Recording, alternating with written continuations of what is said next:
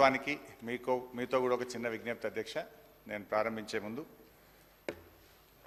మేము మాట్లాడేటప్పుడు అధ్యక్ష కొంచెం ఆ టీవీ స్క్రీన్ మమ్మల్ని చూపిస్తలేరు అధ్యక్ష. నిన్న మొన్న కూడా అట్లే అయింది. మొన్న పార్లమెంట్లో రాహుల్ గాంధీ గారు కూడా అదే చెప్పిండ్రు.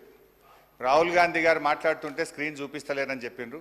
రాహుల్ గాంధీకి వారసులని చెప్పుకునే మీరు కనీసం అట్లాంటి పని చేయకుండా మేము మాట్లాడేటప్పుడు ప్రతిపక్షాన్ని చూపించాలి, అది స్క్రీన్లు తిప్పొద్దని మీ ద్వారా విజ్ఞప్తి అధ్యక్ష. రెండవది అధ్యక్ష, గౌరవ ఉప ముఖ్యమంత్రి గారు చాలా అనుభవజ్ఞులు. ప్రతి సభలో ప్రతిపక్షంలో కూడా 10 ఏళ్ళు ఉన్నారు.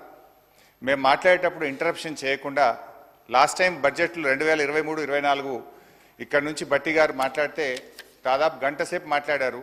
ఆర్థిక మంత్రిగా నేను అక్కడ ఉన్నాను. ఒక్కసారి కూడా మా మంత్రులు కానీ నేను కానీ లేవలేదు, ఒక్క నిమిషం కూడా డిస్టర్బ్ చేయలేదు. వారు మొత్తం మాట్లాడిన తర్వాత నేను రిప్లై ఇచ్చాను. సో ఆ సంయోనం ఉండాలని చెప్పి కూడా నేను మీ ద్వారా విజ్ఞప్తి చేస్తా ఉన్నా. ఎందుకంటే హరీష్ రావు గారు, మీరు మొట్టమొదట మీ ప్రసంగంలో చెప్పినారు మమ్మల్ని వీడియోలో చూపిస్తలేరని చెప్పేసి. అది పొరపాటు. అది చూపిస్తలే, ప్రజలు చెప్తున్నాం, అందరినీ అన్ని పర్ఫెక్ట్గా చూపిస్తున్నాం. Thank you sir. నేను సీనియర్ శాసనసభ్యులు హరీష్ రావు గారి ప్రతి మాటను కూడా గౌరవిస్తాం అధ్యక్ష. ఎందుకంటే వారు కూడా లెజిస్లేటివ్ మంత్రిగా కూడా పనిచేశారు, ఫైనాన్స్ మినిస్టర్గా పనిచేశారు. మేము ఈరోజు మరి ఆ రాహుల్ గాంధీ గారి ప్రస్తావన తీసుకొచ్చారు.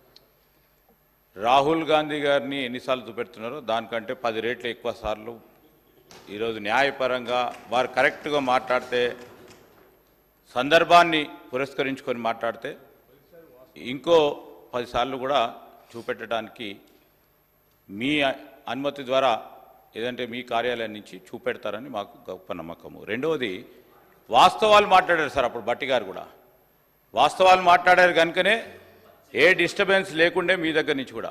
దయచేసి హరీష్ రావు గారు కూడా వారికి ఉన్న అనుభవాన్ని ఉపయోగించుకొని వాస్తవాలు మాట్లాడితే తప్పకుండా సభ సజావుగా జరుగుతుందని మా అభిప్రాయం అధ్యక్ష. Please running comment.